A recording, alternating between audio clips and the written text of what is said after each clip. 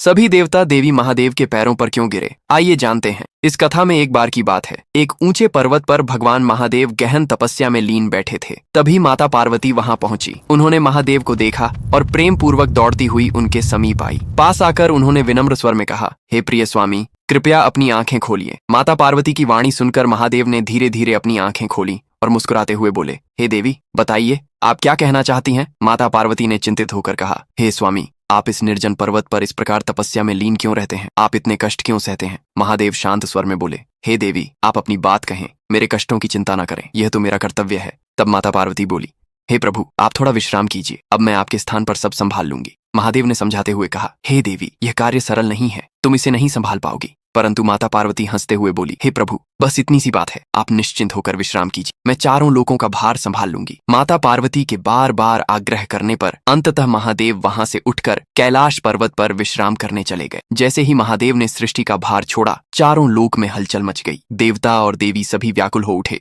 उधर माता पार्वती के लिए एक लोक का संचालन भी कठिन हो गया। उनके माथे पर पसीना आने लगा और वे चिंतित हो उठी। चारों ओर अव्यवस्था फैलने लगी। तभी सभी देवता घबराकर महादेव के पास पहुंचे और उनके चरणों में गिरकर बोले, हे प्रभु, आप यह क्या कर रहे हैं? आप ही तो समस्त सृष्टि के पालनहार हैं, आप कालों के काल और देवों के देव हैं, आपके बिना यह सृष्टि चल नहीं सकती। इधर माता पार्वती भी अत्यंत व्याकुल होकर रोने लगी और पुकारने लगी, हे स्वामी, आप जहां भी हो शीघ्र मेरे पास आ जाइए, मैं यह भार नहीं संभाल पा रही हूँ। तब महादेव प्रकट हुए और शांत स्वर में बोले, हे देवी, तुम सृष्टि का आधा भाग तो संभाल सकती हो, परंतु संपूर्ण चारों लोकों का संचालन करना अत्यंत कठिन है। माता पार्वती ने विनम्र होकर कहा, हे प्रभु, मुझे क्षमा करें, मैं आपकी महिमा को नहीं समझ सकी। आप ही इस समस्त सृष्टि के आधार हैं, कृपया आप ही चारों लोगों का भार संभालें और मुझे केवल आधे सृष्टि के कार्य करने दें। यह कहकर माता पार्वती ने रोते हुए महादेव के चरण पकड़ ली। तब महादेव ने प्रेम पूर्वक उनके मस्तक पर हाथ रखा और उन्हें आशीर्वाद दिया।